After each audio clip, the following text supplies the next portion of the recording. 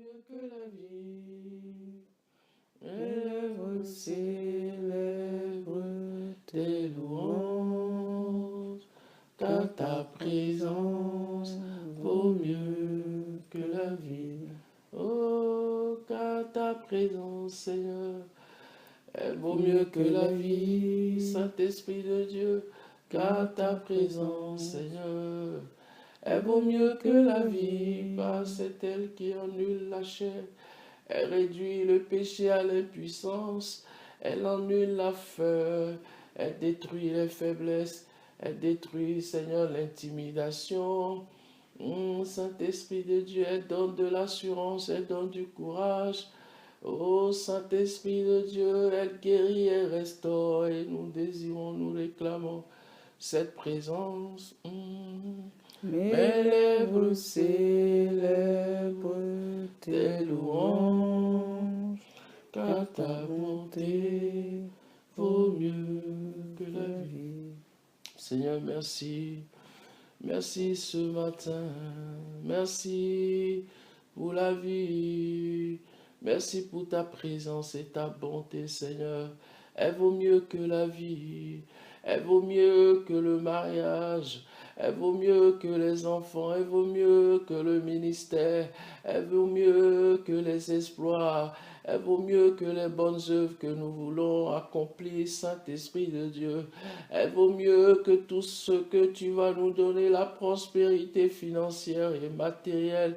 Elle vaut mieux, Seigneur, que toute ta présence que tu nous as donnée au travers ton Fils, au travers ton Esprit Saint. Ta bonté, ta fidélité, elle vaut mieux, il vaut mieux, Saint-Esprit de Dieu, toutes ces choses, Seigneur, valent mieux. Toutes ces choses n'ont pas de valeur devant toi. Toutes ces choses n'ont pas de poids devant toi ce matin. Merci, Saint-Esprit de Dieu. Merci pour ton peuple. Merci pour nos amis. Merci pour nos frères et sœurs. Merci pour tous ceux qui se joignent à nous ce matin pour t'adorer, te louer. Ceux qui espèrent en toi, ceux qui veulent dépendre de toi, ceux qui veulent commencer cette nouvelle semaine, ce nouveau jour avec toi, tous ceux qui espèrent en ta grâce et ta bonté, ta faveur. Sois béni, Seigneur. Sois béni. Amen. Amen. Soyez les bienvenus ce matin avec nous pour notre temps de dédicace, notre dévotion matinale. Nous sommes vraiment dans la joie ce matin. Le corps est un peu fatigué, mais notre esprit est dans la joie. Nous avons passé une excellente semaine, un excellent week-end dans la présence de Dieu avec la conférence de notre papa Karambiri à ICC.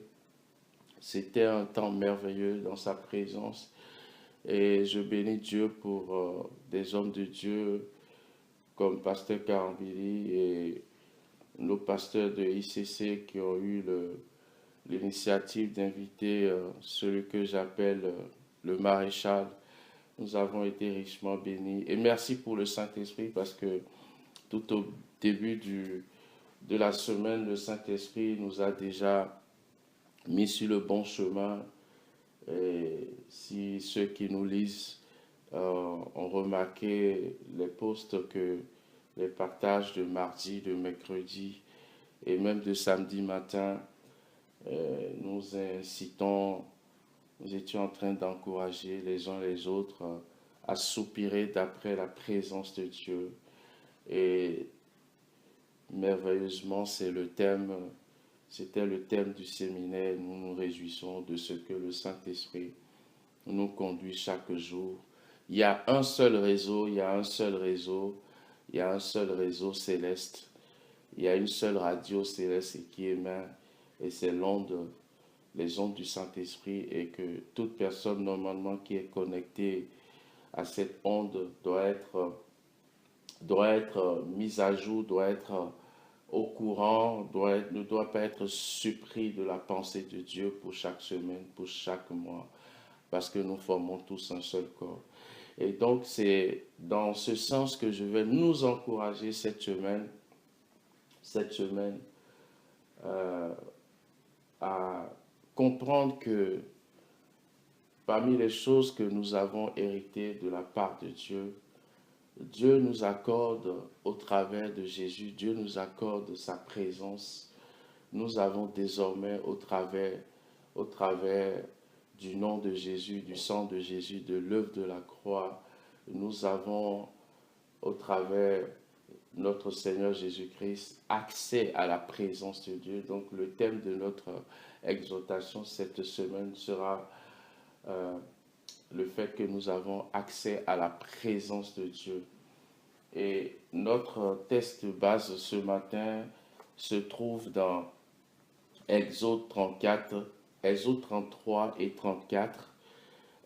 C'est l'histoire de Moïse, qui avait la responsabilité de conduire le peuple d'Israël dans sa terre promise. Et donc Moïse, après avoir vu des signes et des prodiges de la part de Dieu devant Pharaon, devant la mer Rouge, Moïse donc a la responsabilité de continuer à conduire ce peuple dans la terre promise, parce que c'est là que Dieu voulait conduire ce peuple. Mais ce qui a attiré mon attention dans cette méditation, toujours inspirée par le Saint-Esprit et au travers de cette conférence, c'est que Moïse va demander à Dieu, dans Exode 33, à partir du verset 12, Dieu va dire à Moïse, Moïse parle à Dieu, il dit, au verset 12, il dit, « Écoute Seigneur, tu m'as ordonné de conduire ce peuple, mais tu ne m'as pas indiqué qui tu veux envoyer pour m'aider. Pourtant, tu m'as choisi spécialement et tu m'accordes ta faveur. C'est toi qui l'as affirmé. » Verset 13. « Eh bien, puisque j'ai ta faveur, fais-moi connaître tes intentions. Ainsi je connaîtrai vraiment et je bénéficierai pleinement de ta faveur. N'oublie pas que ce peuple est le tien. » Le Seigneur lui répondit, « Je viendrai en personne, tu n'auras pas à t'inquiéter. » Moïse reprit, « Si tu renonçais à venir en personne avec nous, ne nous ordonne pas de partir d'ici. En effet, si tu ne nous accompagnes pas, comment pourrait-on savoir que tu nous accordes ta faveur à ton peuple et à moi? Seule ta présence peut nous distinguer des autres peuples de la terre. » Et ce dernier verset a beaucoup attiré mon attention sur ce que Moïse dit. Moïse dit que seule ta présence peut nous distinguer des autres peuples de la terre. Et Moïse va continuer en disant, le Seigneur va dire, au verset 17, le Seigneur répondit à Moïse, « Je réaliserai cela même que tu viens de dire. Je t'accorde ma faveur, car c'est bien toi que j'ai choisi. » Verset 18, Moïse lui demanda, « Permets-moi de contempler ta gloire. » Le Seigneur lui dit alors, « Je vais passer devant toi en te montrant toute ma bonté, en proclamant mon nom, le Seigneur. J'aurai pitié de qui je veux avoir pitié, et j'aurai compassion de qui je veux avoir compassion. » Verset 20. Cependant, ajouta-t-il, tu ne pourras pas me contempler de face, car aucun être humain ne peut me voir de face et rester en vie. Verset 21. Il y a ici tout près de moi un emplacement, un rocher où tu te tiendras. Quand je passerai en manifestant ma gloire, je te cacherai dans un creux du rocher en te couvrant de ma main, jusqu'à ce que je sois passé. Ensuite, je retirerai ma main et tu pourras me voir de dos, puisque l'on ne doit pas me voir de face. Amen. Amen. Bien-aimés, comme je vous disais, Moïse, qui après avoir vu les miracles de Dieu, les œuvres de Dieu, va subitement demander à Dieu. Si vous lisez au début du chapitre 33, Dieu va dire à Moïse, je vais vous envoyer un ange qui va vous conduire jusque dans la terre promise. Mais Moïse finalement dit non, Seigneur, nous voulons de ta présence. Seule ta présence va nous distinguer. Amen. Alléluia. Et Moïse va dire, qu'est-ce que Moïse est en train de dire? Qu'est-ce que Moïse entrevoyait dans la présence de Dieu? Vers le verset 18, Moïse va dire, Seigneur, fais-moi voir ta gloire. Fais-moi voir ta gloire. En un mot, Moïse était en train de dire, Seigneur, je veux te connaître, je veux te voir dans la réalité, je veux connaître ta nature, qui tu es réellement. Alléluia. Donc Moïse, à ce stade de sa vie, a décidé de ne plus rechercher que les hauts faits de Dieu, de ne plus rechercher le miracle, de ne plus rechercher seulement la bénédiction, mais de connaître Dieu. Alléluia. Amen. Et qu'est-ce que Dieu a fait? Dieu a dit, ça c'est ma volonté. Là, tu viens de découvrir ce que je veux réellement. Ce que je veux réellement pour tous les êtres sur la terre. Ce que je veux réellement. Et rappelez-vous, chers amis, chers frères et sœurs, que cette présence, c'est ce qu'Adam avait perdu dans le jardin. Et le but ultime de Dieu a été toujours de ramener l'homme dans sa présence. Ce matin, je ne voulais pas faire un long discours, mais je vais rapidement nous exhorter en disant que si vous lisez la suite de l'histoire au chapitre suivant, Exode 34, verset 6, lorsque finalement Moïse est rentré et allé dans la présence de Dieu, la Bible dit que lorsque Moïse est sorti de cette présence glorieuse, sa chair a changé. Alléluia. Son visage n'était plus le même. N'était plus le même. Alors, la première leçon que nous allons tirer dans cette expérience, c'est que c'est la présence de Dieu qui annule la chair. C'est la présence de Dieu qui va annuler la chair, qui va annuler la semence du péché, qui va détruire la semence du péché, qui va détruire la peur, qui va détruire l'inquiétude.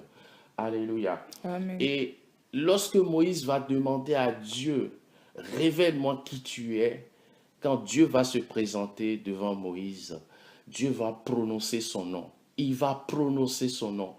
Cela veut dire que Dieu est dans son nom. La puissance de Dieu est dans son nom. Il a dit, je suis le Seigneur, le maître de l'univers. Dans son nom, il y a sa personnalité.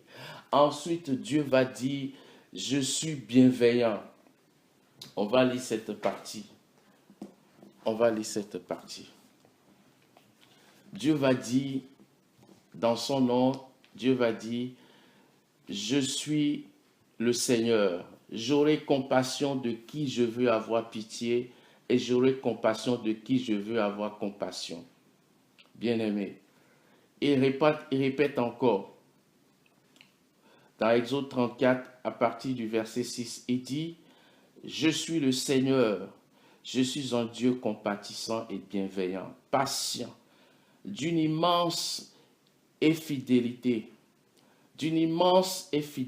bonté.